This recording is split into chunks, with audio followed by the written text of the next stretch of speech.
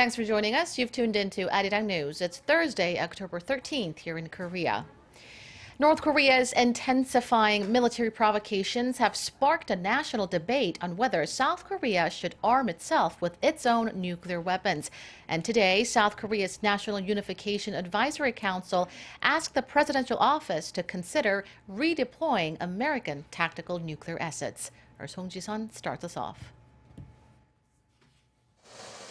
The advisor suggests redeploying U.S. tactical nuclear assets to South Korea to better counter North Korea's nuclear ambitions. The National Unification Advisory Council also says U.S. aerial firepower like the F-22 and B-2 needs to be utilized, and South Korea should establish its own kill chain and Korea air and missile defense at an early date. The advisor said such a move will turn a screw on North Korea by making China more inclined to effectively implement sanctions on its longtime ally. They cited the example of the Soviet Union's fall when the U.S. deployed mid-range nuclear missiles in Europe. It also proposed multi-layered dialogue between the members of six-party talks for denuclearizing North Korea. That would include bilateral, trilateral, or five-way talks minus North Korea. It says the talks could be aimed at enforcing additional sanctions and reinforcing existing measures. The report also proposed an evaluation system that would gauge the effectiveness of sanctions on North Korea, adding that sanctions should remain in place for a prolonged period. However, it also says current sanctions are bringing about gradual change in North Korean society. The council says internal division is surfacing, adding that Seoul must prepare for peaceful unification in tandem with tackling North Korea's nuclear issue. Song Ji-sun, ARIRANG News. And on a similar note, South Korea and the U.S. have vowed to bolster their efforts to counter North Korea's provocations. South Korea's chairman of the Joint Chiefs of Staff, Lee Sun-jin, who's on a trip to the U.S., paid a visit to the commander of the U.S. Strategic Command, Cecil Haney, on Wednesday local time.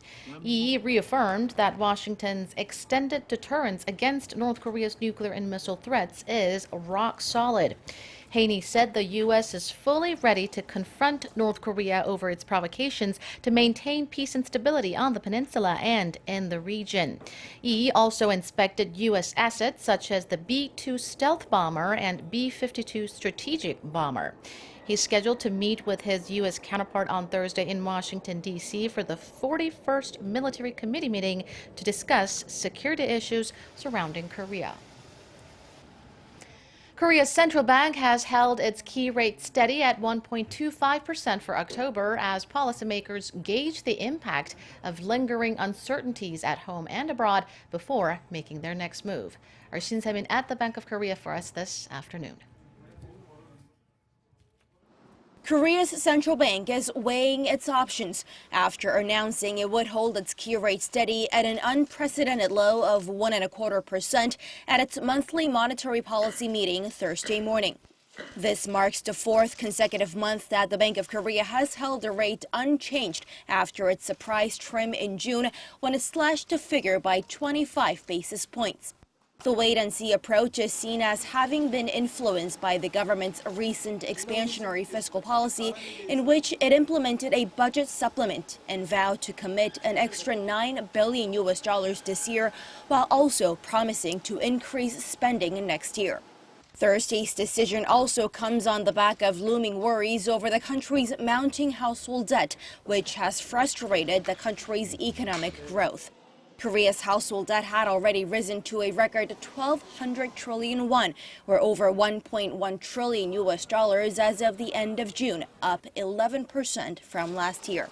The central bank's decision also comes amid growing expectations that the U.S. Federal Reserve will raise its rates by the end of the year. Earlier this month, however, BOK Governor Lee Ju-yeol had said that while there's still room for additional rate cuts, monetary policy alone cannot prop up the economy. Shin Se-min, ARIRANG News. Also today, the Bank of Korea held its growth outlook for this year steady at 2.7%, but it cut the outlook for 2017 to 2.8%, down by 0.1 percentage point. The central bank's previous growth projection for this year was revised down to 2.7% in July from 2.8% in April. The downgrade for next year comes as the economy has been unable to pick up much growth momentum. Experts say the economy is being weighed down by the government-led corporate restructuring of the nation's ailing shipping and shipbuilding industries. 3 Korean nationals have been shot dead in the Philippines. South Korea's foreign ministry said today the victims were 2 Korean men and 1 woman in their 40s to 50s. All 3 were found with gunshots to the head. The incident occurred in the city of Bacolor, some 75 kilometers north of Manila. Korea's embassy in the Philippines was informed by local police that the victims were found at a sugarcane farm. One of the men had his feet tied together and the woman had her wrists bound. Korean officials are currently on site and are expected to work closely with the Philippine authorities. According to local police, the motive is not clear yet, but there is speculation that someone kidnapped and murdered the victims out of revenge. This is the 4th murder case involving Koreans in the Philippines this year.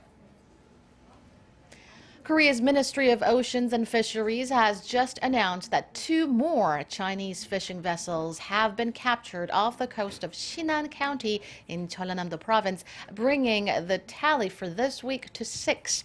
The Coast Guard captured 4 Chinese vessels operating south of Korea's maritime border on Wednesday, with 2 being apprehended near Baekneungdo Island and another 2 near Jeju Island. Meanwhile, the Incheon Coast Guard is holding a maritime firearm drill in waters off the western port city of Incheon to simulate possible altercations between the Coast Guard and fishing vessels. The drill follows after a Chinese fishing vessel rammed a Coast Guard boat last week, sinking it and fled the scene. Officials say that over 280,000 Chinese vessels have trespassed into Korean waters over the last 5 years, but only 200 have been caught. And that does it for now. I'll be back with more headlines at 4 p.m. Korea time. Don't go away.